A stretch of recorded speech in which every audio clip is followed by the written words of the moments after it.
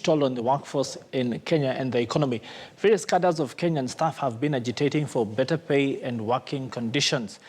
To join us, well, to shed more light, as we shed more light on a more sustainable plan towards this and the government's plan on cash transfer to the elderly. We'll be looking at what exactly some of the laws that have been put in place means, because these proposals essentially are trying to iron out that situation. Now, these are proposed changes to the labor laws, and they endeavor to curb workers' strikes in essential jobs. And the statute law miscellaneous amendments bill undertakes to, well, under section to be added in the Labour Relations Act, union officials will face a 500,000 shilling fine or 3 months imprisonment if the strike disrupts delivery of essential services.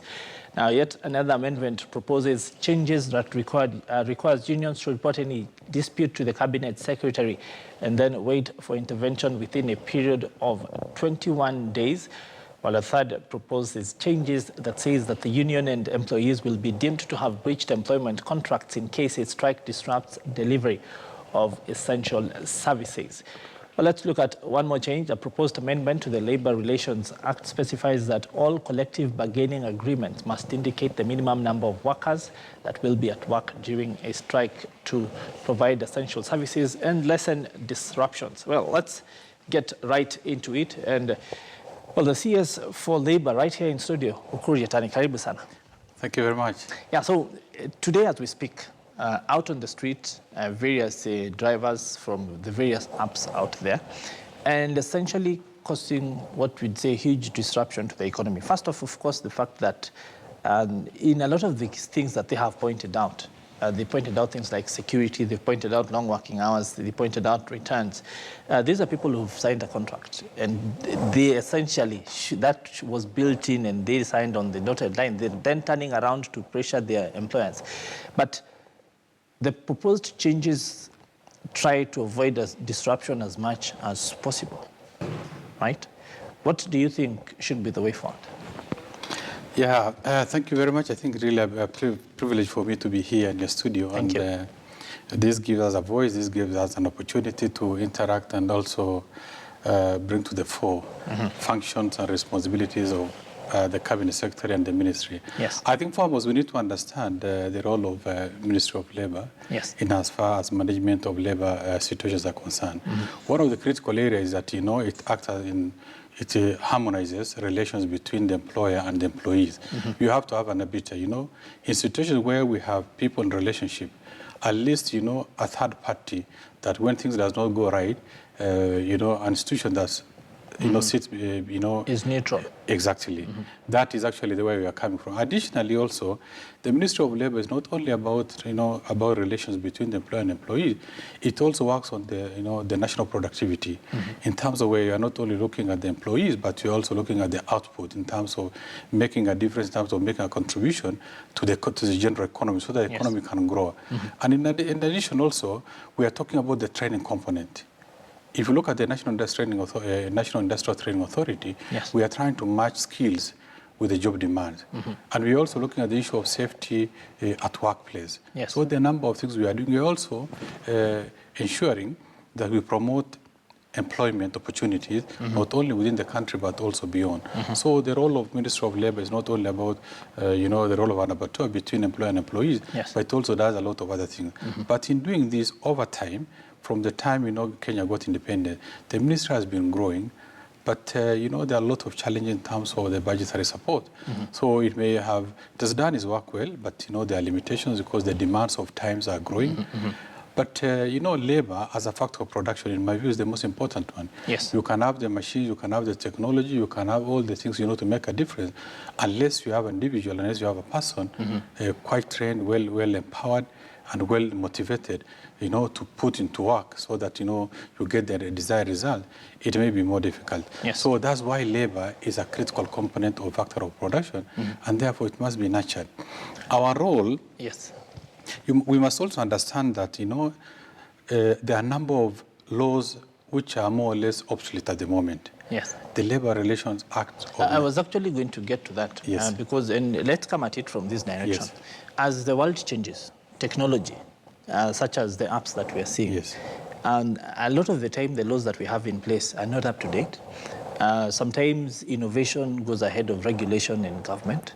So how then does the ministry swivel around to be able to remain relevant in that situation? Yeah, foremost, I think we need to understand that, the mother of all laws is the Constitution. And we are happy and grateful, for the Kenyan people. Yes. The new act, the new Constitution of 2010, it gave a lot of space and latitude for all players in the labor industry. But, for us to do this, then we have to align the various legislative, pieces in place, some dating back as far as 1965 and, even the 70s.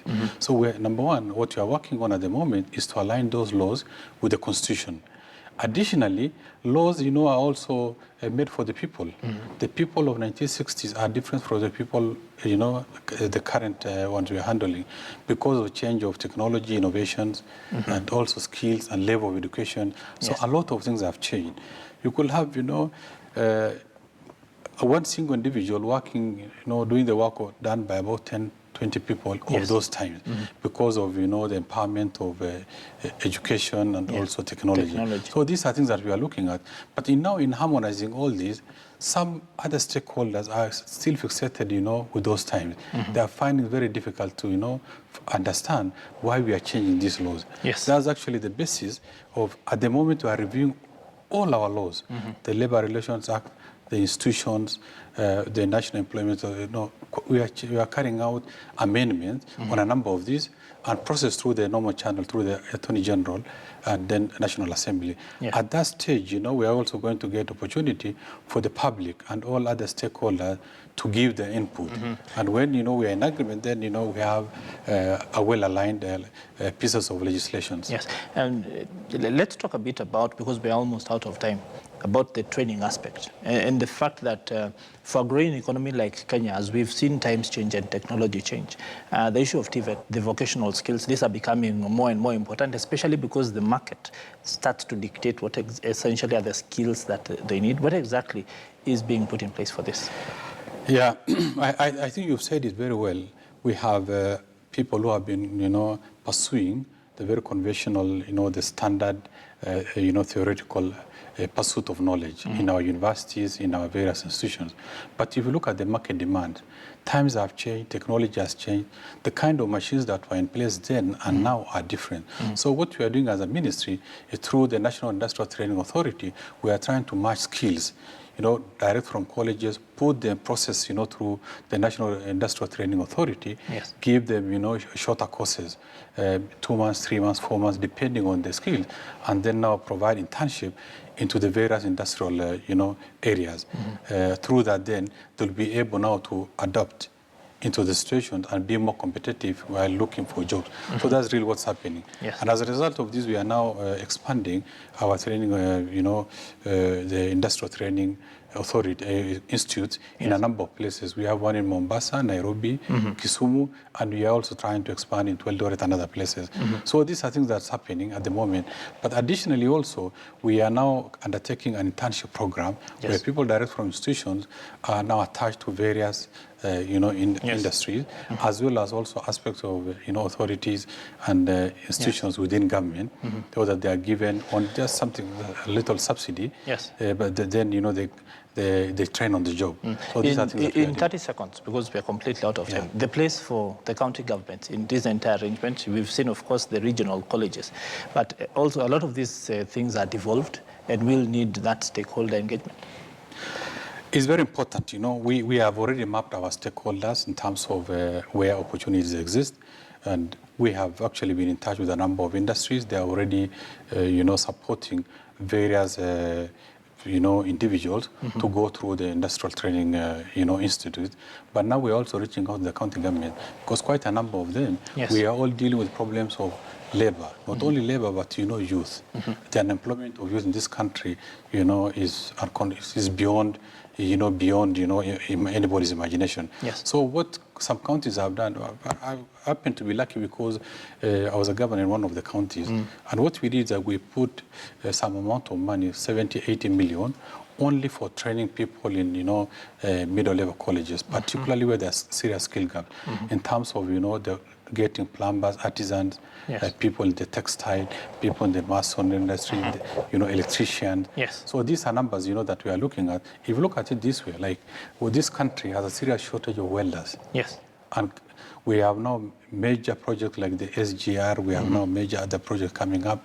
And without, that component, it becomes a very serious matter. Yes. Because at the moment, we are actually importing labor from India and China, which is really not a favorable state of affairs. Okay. So we are now telling our stakeholders these institutions exist. They should make use of them by sponsoring individuals to come and get skills. And Yes. I wish also to mention that currently we are running a program on KEOP where we are training 250,000 youths in our training institution to enhance their skills and make them more competitive. Yes. So that, at the end product is that they will have Marketable. opportunities in the market. Okay, indeed, unfortunately, we're out of time, but a very interesting conversation and one that we'll definitely come back to, especially when there is movement in terms of engagement on those laws. The fact that this is something that is broad-based and a lot interesting for everybody. But thank you very much for your time, sir. Thank you very much.